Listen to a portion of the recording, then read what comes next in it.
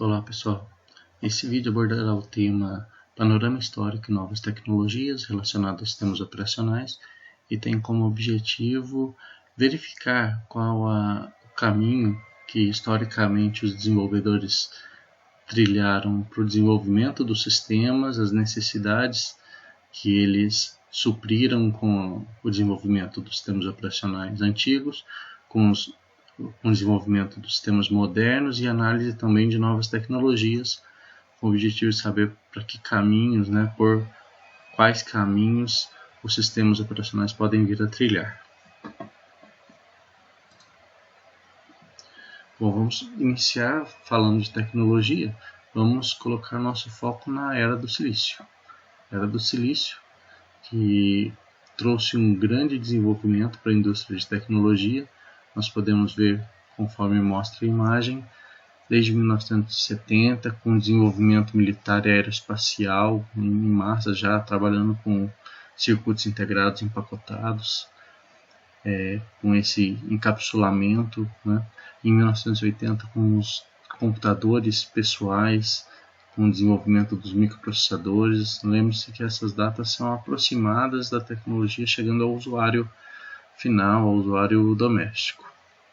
1990, com as telecomunicações, dispositivos celulares chegando ao público final também. 2000, com aplicações convergentes, então aquilo que eu tinha em dispositivos separados, agora eu tenho várias funções em um dispositivo. A digitalização, as câmeras digitais, os celulares. 2010, sistemas de sistemas, o desenvolvimento de ambientes tecnológicos mais complexos que precisam de um controle bem maior. Então nós temos nessa área de processamento de dados e de cálculos, podemos ver aí o Abaco, lá nas origens, uma ferramenta muito utilizada, computador pessoal. Depois nós temos o iPad, hoje nós temos dispositivos que podem ser vestidos, que podem ser implantados, que realizam monitoramento de sinais humanos e sinais do ambiente, e com altíssima taxa de processamento, altíssima capacidade de armazenamento também. Nós não vamos conseguir abordar todos os principais dispositivos, mas vou apresentar alguns deles que contribuíram para esse desenvolvimento. Nós temos aqui a máquina de Blaise Pascal, data aproximada de 1642, ela foi desenvolvida por Pascal enquanto ele era jovem, por volta de 19 anos, e é um dispositivo de realizar cálculos, realizar adição de números. Temos as máquinas de Babbage também, por volta de 1800. Charles Babbage desenvolveu esse motor analítico que funcionava com cartões perfurados, então ela poderia ser programada, também tinha memória, e uma máquina bem à frente do seu tempo, muito interessante. Já por volta de 1900, a utilização de cartões perfurados. Eu enfatizo aqui o nome do estatístico Hermann Hollerith. Vocês já devem ter ouvido falar várias vezes a respeito de Hollerith, Quem é um pouco mais antigo, quando recebia o salário, dizia que ia receber Hollerith, porque era o documento no qual os ganhos, os proventos estavam registrados. Então, já a utilização de cartões perfurados, uma fase da programação, da era das linguagens e da programação, foi utilizando cartões perfurados. Na parte inferior nós temos uma impressora de cartões da IBM, datada de 1924, um cilindro que imprimia esse tipo de cartão. Podemos considerar, essa é uma abordagem da história da tecnologia como uma primeira geração, a partir de 1946, com a utilização de válvulas eletrônicas no desenvolvimento de equipamentos de tecnologia.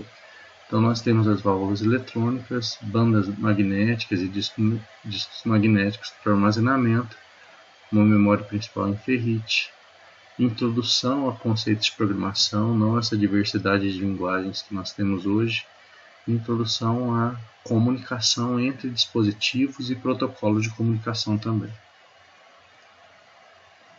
Em paralelo à tecnologia, nós vamos analisar os sistemas operacionais e qual o desenvolvimento deles. Então, até as décadas de 40 e 50 não existiam linguagens definidas ou sistemas operacionais. A programação era através de chaves e toda a atividade era realizada de modo sequencial. Temos aqui na foto o exemplo do Harvard Mark I, por volta de 1944, que era uma calculadora mecânica e elétrica usada para fins militares, e é interessante perceber o peso desse equipamento, né, por volta de 15 toneladas, e foi utilizada em serviço durante 15 anos. Aqui um exemplo das válvulas eletrônicas. Vocês vão ver, nós vamos ver na verdade aqui na aula, elas foram substituídas em sua maioria pelos transistores, mas elas continuam ainda sendo muito úteis em diversos desenvolvimentos. Por exemplo, em amplificadores, nós sabemos que amplificadores valvulados eles possuem um valor bem mais alto pela qualidade do som que eles produzem. Então é interessante nós focarmos na seguinte questão: não é porque uma nova tecnologia surgiu que ela vai colocar na gaveta todas as outras tecnologias anteriores, inclusive aquela que ela substituiu. Existem aplicações onde a tecnologia tem mais vantagens e outras onde ela não seria tão bem implementada. Aqui nós temos o exemplo do ENIAC, em 1946, é um computador clássico, muito conhecido, né? Falando algumas características dele, ele tinha 18 metros de comprimento por 2,5 metros de largura, o que dá aproximadamente 1/3 da área de um campo de futebol. Pensando nos componentes, 18.000 válvulas, pesando 30 toneladas, então vejam que é um equipamento muito grande, né? E com uma necessidade grande também de suprimentos, né? Essas válvulas, e uma capacidade para reter em memória 74 números de 23 algarismos. Então é uma capacidade considerável de armazenamento para a época dele. Aqui nós temos a imagem de um programador, né, repondo uma válvula do ENIAC. Aqui algumas programadoras também. Aqui seria a questão da multiplexação, né, dos caminhos das informações, então o tratamento de todos esses cabos. E então nós temos uma nova fase dos sistemas operacionais nessa época das válvulas, entre 1956 e 1965, onde é apresentado o IBM 1401 e o 7094.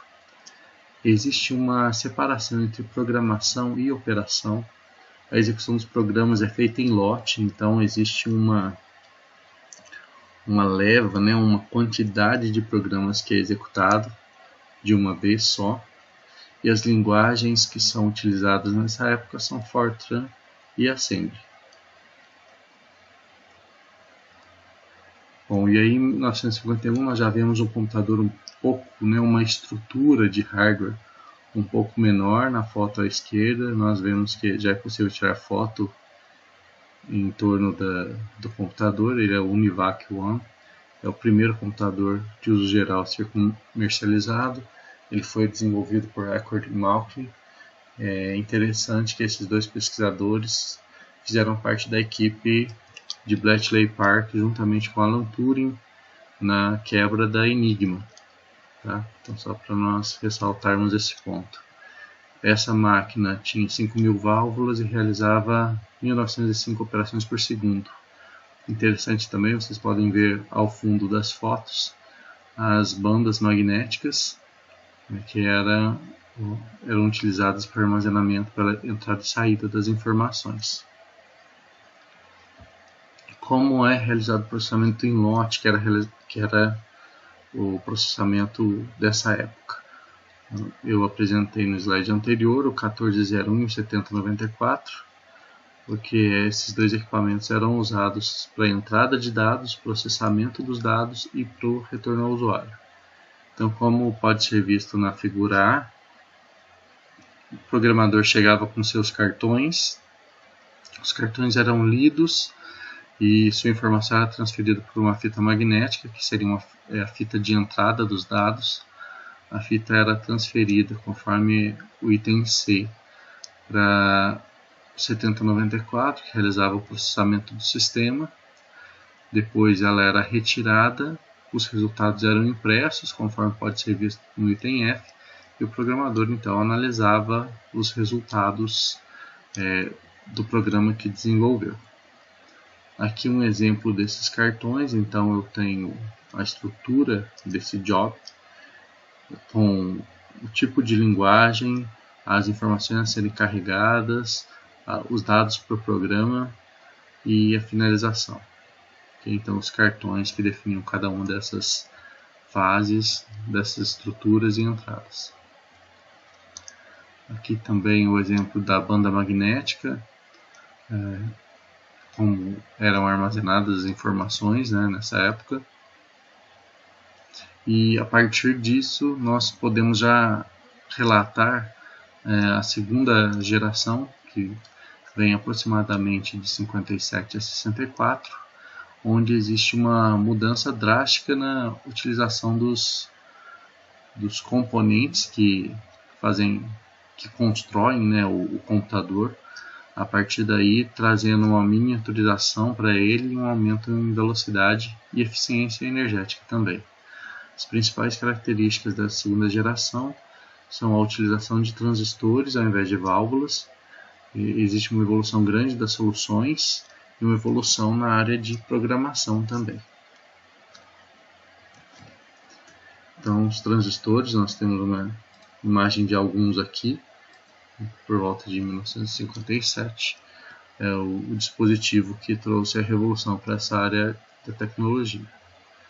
Aqui nós temos foto dos 3 pesquisadores que desenvolveram esse protótipo. À esquerda a foto deles, e à direita nós temos a foto do protótipo que foi desenvolvido, a prova de conceito para validar o funcionamento do transistor. Aqui mais uma exibição dessa foto. Bom, em 1971 nós temos o grupo do pesquisador Fernando Corbató, do MIT, anunciando o desenvolvimento do CTSS, que é o primeiro sistema operacional com compartilhamento de tempo. O pesquisador foi até premiado pela ACM por esse desenvolvimento, então nós temos algumas fotos dele aí. Compartilhamento de tempo, nós vamos ver em próximas aulas, é uma funcionalidade essencial para os sistemas operacionais. Nós temos por volta de 65, então lembrando, 61, Corbató. Por volta de 65 a IBM lança o sistema operacional OS/360, um sistema que possuía também compartilhamento de tempo e suporte a discos. Tem algumas imagens desse sistema aí. Vocês podem ver que a interface com o usuário, né, dependendo do equipamento, é uma interface bem rústica, né, com relação ao que nós temos hoje. Então era uma leitura de LEDs e acionamento de alguns botões para que o sistema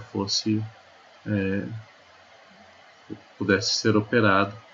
E nós temos ainda as bandas magnéticas, os discos e a impressão de informações de saída para os programadores ou para aqueles que esperam as informações da SO.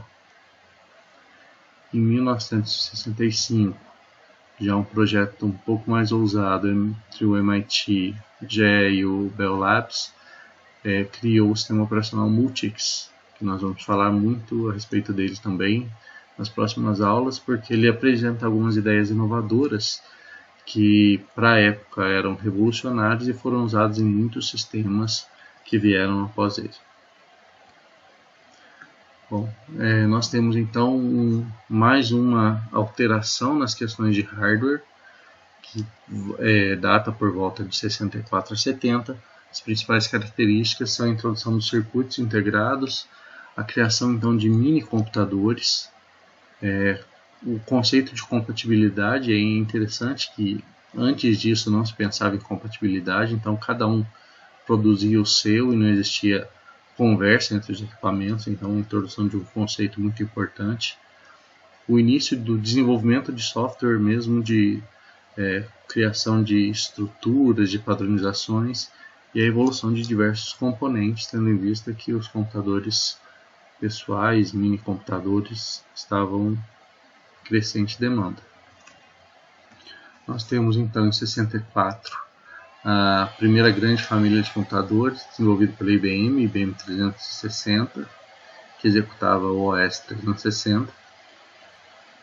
Aqui algumas outras perfuradoras também. Aqui é uma classificadora da quantidade dos cartões, então é interessante ver isso aqui. Vai ser difícil nós encontrarmos, né, um local onde esses equipamentos possam ser vistos hoje, mas é um registro histórico que é interessante para nós sabermos de onde veio toda essa tecnologia e depois saberemos para onde ela vai. Os primeiros programadores poderiam usar algum tipo de suporte também. Esse aqui é um cartão perfurado usado nas eleições americanas, uma fita de papel perfurada, que também poderia ser usada na programação. Aqui o leitor dessa fita, né, com a interface de comunicação com o PC. E de 66 a 80 nós temos algumas características interessantes que foram apresentadas nos sistemas operacionais. Então nós temos a família da IBM 360 e seus sucessores, né, sendo desenvolvidos, crescendo no mercado. O item da compatibilidade software, então o desenvolvimento de ferramentas e ambientes que sejam compatíveis. A multiprogramação, que é um conceito que nós vamos ver mais à frente na disciplina também. Escalonamento da CPU, que seria a organização das tarefas que o processador irá realizar. Sistemas já conectados à rede, sistemas online, e essas informações, essas características já formam a base dos sistemas operacionais modernos. A partir daí nós teremos vários desenvolvimentos. Esses desenvolvimentos levarão em consideração essas características de compatibilidade, multiprogramação, escalonamento e acesso à rede. 66 a 80, né, a nossa fase agora, então é importante registrar aqui o desenvolvimento do Unix em 69 por Dennis Ritchie e Ken Thompson, pesquisadores do laboratório Bell, que criaram essa primeira versão do Unix. À esquerda nós temos uma foto deles mais velhos um pouco, e à direita eles programando o PDP-10. Os sistemas operacionais. Então, já que a partir dessa fase nós temos o início da definição de sistema operacional e da determinação, né, da definição de quais são os parâmetros para os sistemas operacionais modernos, é importante nós apresentarmos uma definição aqui. O sistema operacional pode ser definido como uma camada de software que opera entre o hardware e os programas aplicativos. Ou é uma estrutura de software ampla e muitas vezes complexa, nós vamos ver isso, que incorpora aspectos de baixo nível, que são os drivers e a gerência de memória, e de alto nível, que são programas utilitários e as próprias interfaces gráficas ou interface de comando com o usuário. Okay? Então, uma camada de software que está entre o hardware e os programas do usuário final. Nós temos aqui nessa imagem essa visão do sistema operacional como essa camada intermediária que realiza controle e, como nós vamos ver um pouco à frente, gerência e abstração de recursos para facilitar a utilização por parte do usuário.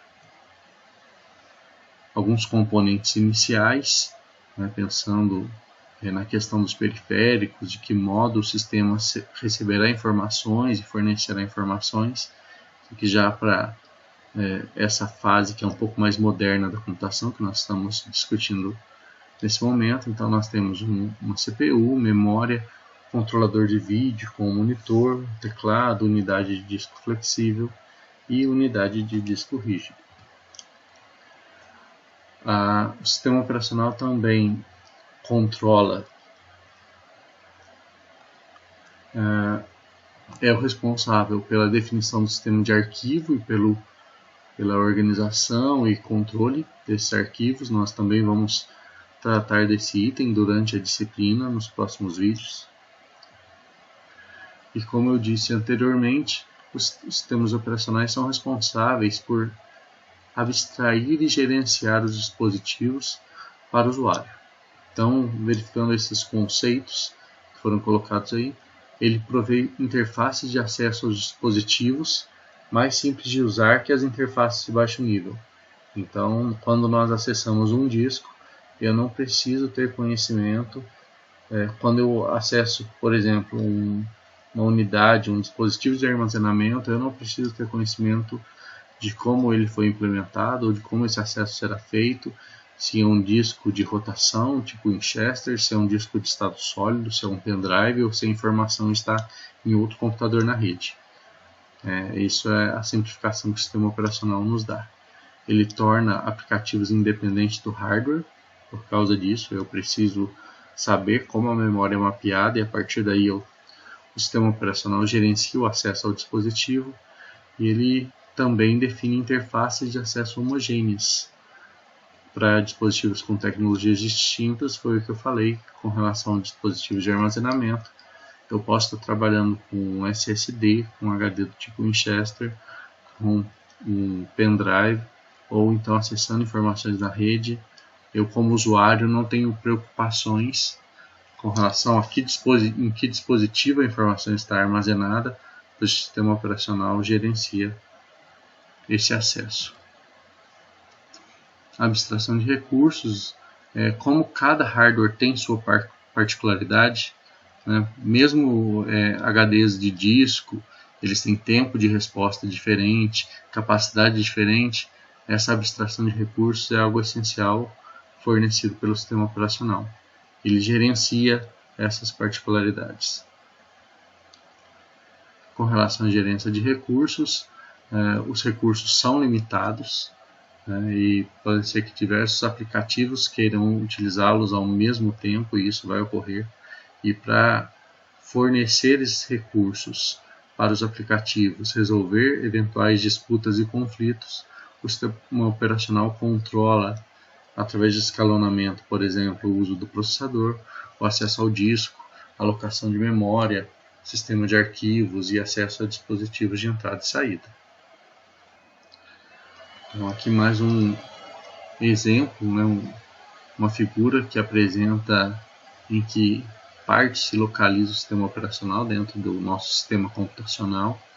Nós temos então o sistema operacional com uma camada de aplicação acima do hardware, então dispositivos físicos, microarquitetura, linguagem de máquina e o sistema se comunicando, realizando a interface com os programas de sistema e os programas de aplicação. Bom, ainda nós podemos verificar uma nova fase de desenvolvimento de hardware a partir de 1970, que é a introdução dos microprocessadores e desenvolvimento dos computadores pessoais e evolução de diversos dispositivos de hardware e software, e nós vamos então de 70 até o que nós temos hoje. O desenvolvimento dos microprocessadores, eles tiveram uma evolução vertiginosa, né? E os sistemas operacionais vão acompanhar, de certo modo, esse desenvolvimento. De 80 a 90, nós temos a utilização de multiprocessadores, sistemas operacionais que são desenvolvidos com o objetivo de serem mais agradáveis, amigáveis ao usuário final, né, para que não sejam utilizados somente por aqueles que são especialistas na área. sistemas operacionais para computadores pessoais e sistemas operacionais que funcionam em redes de computadores.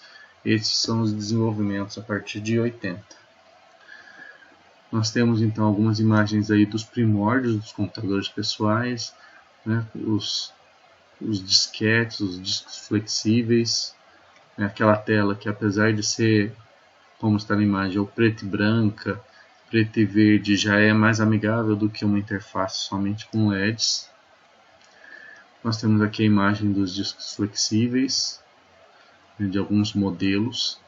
Alguns hoje conhecem o disco de 3,5 somente pelo ícone de salvamento, né, de editores de texto e tudo mais. Então aí está uma imagem de como eles eram. A partir dessa época também, da década de 90, nós temos um crescimento no desenvolvimento de sistemas operacionais. Então é importante registrar, em 81 a Microsoft lança o MS-DOS, que é um sistema comprado da empresa Seattle Computer Products e foi desenvolvido e teve seu crescimento através desses dois responsáveis aí, Paul Allen e Bill Gates, que aparecem nas fotos. Na década de 90 nós temos outros itens que são importantes mencionar. Em 84 a Apple lança o Macintosh OS 1.0 com uma GUI, né, uma interface gráfica de usuário. Em 85 a Microsoft lança a sua primeira tentativa de interface gráfica com o MS Windows 1.0. Em 87, o Andrew Tannenbaum, que é autor de um dos livros que nós usamos como referência, ele lança o Minix, okay? E também em 87 a IBM e Microsoft lançam o OS 2. Tá? É um sistema que tinha como objetivo substituir o DOS e o Windows, mas nós vemos que ele não foi para frente. Aqui uma imagem do macOS 1.0 de 84. Vocês vejam que, apesar de limitado com relação ao que nós temos hoje, já é uma diferença muito grande, né? Com relação a sistemas que permitiam o acesso somente através de uma interface de LEDs. Nós vemos também no canto esquerdo superior o mouse, né, nos seus primórdios. Um dispositivo também que fez muita diferença na computação. Aqui algumas imagens do Microsoft Windows 1.03 de 85, com alguns disquetes para instalação dele e a interface de utilização do usuário. Aqui já o Windows 2.0, vocês vejam uma diferença, já melhoria em alguns aspectos. E é isso. Bom, a partir de 1990, os sistemas operacionais já apresentam várias outras características. Lembre-se que essas datas que são apresentadas aqui não são marcos, são datas aproximadas para que nós tenhamos uma noção de quando essa tecnologia chegou ao mercado, mas esse desenvolvimento já ocorria em anos anteriores a essas datas. Então, processamento distribuído em sistemas operacionais, interfaces gráficas mais robustas e complexas, sistemas de tempo real, computação ubíqua, o início de sistemas operacionais para dispositivos móveis e para cloud computing.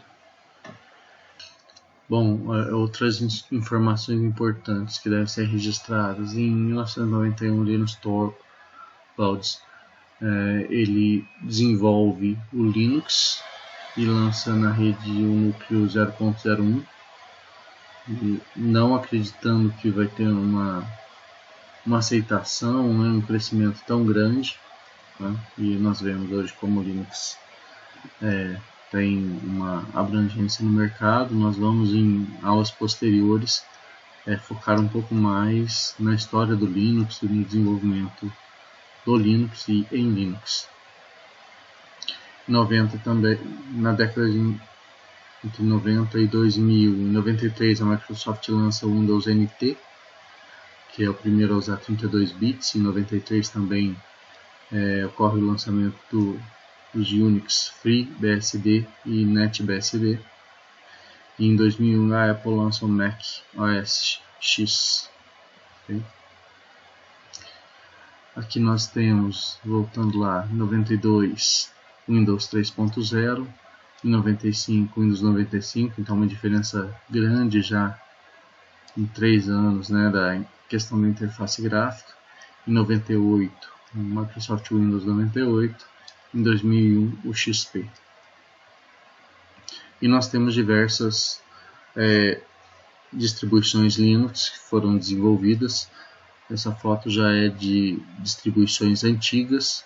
Coloquei a foto aí para dar ênfase ao Kurumin, que foi uma distribuição Linux desenvolvida pelo brasileiro Carlos Morimoto, que teve uma grande aceitação e utilização na época que foi desenvolvida.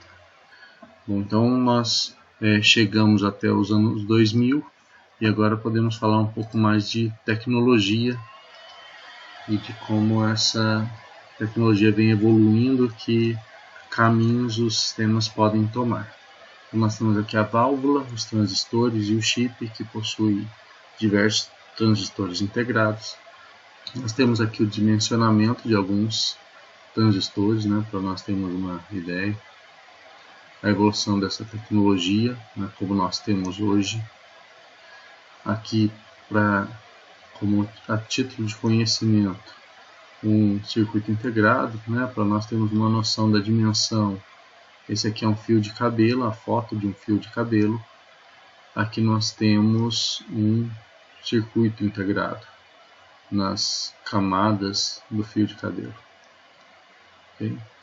Para nós temos uma outra dimensão. Então aqui à direita é o fio de cabelo, a dimensão do fio, então comprimento aproximado de uma bactéria, do cromossomo humano, a lambda, a largura da luz visível, meio micrômetro. Esse meio micrômetro, que equivale a 500 nanômetros.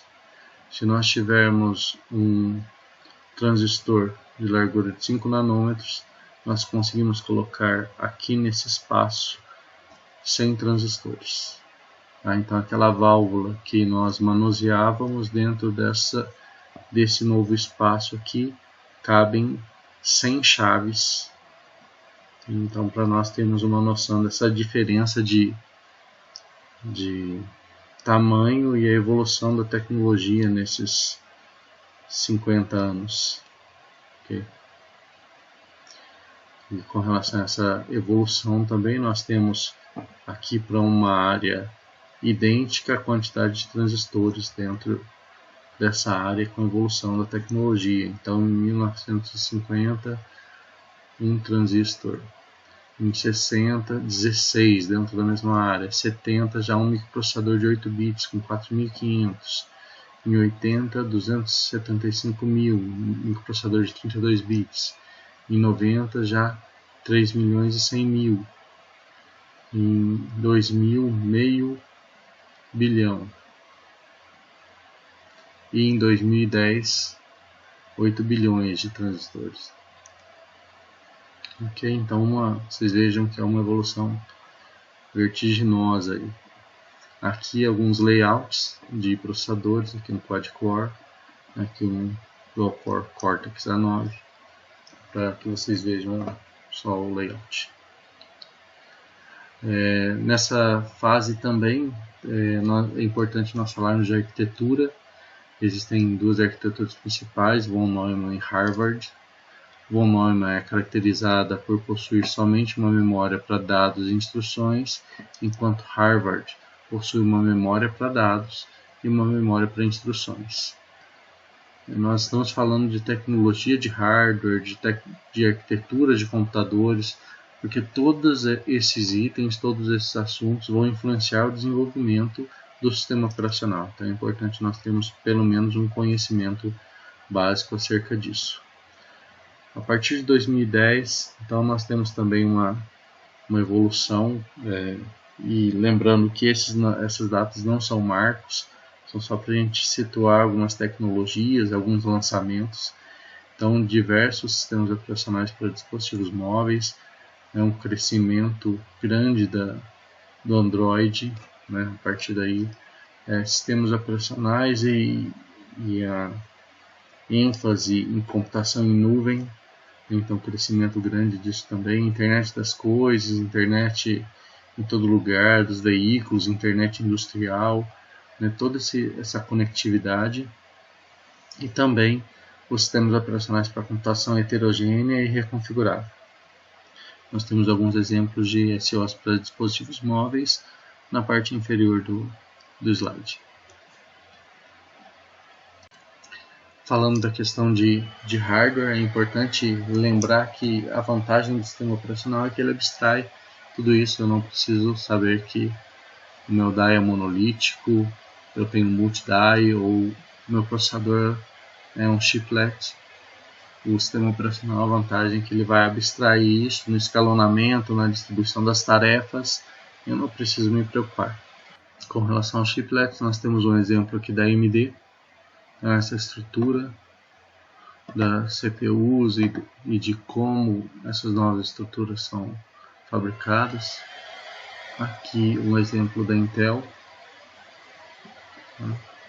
então uma CPU maior com algumas auxiliares, tudo isso dentro de mesmo silício.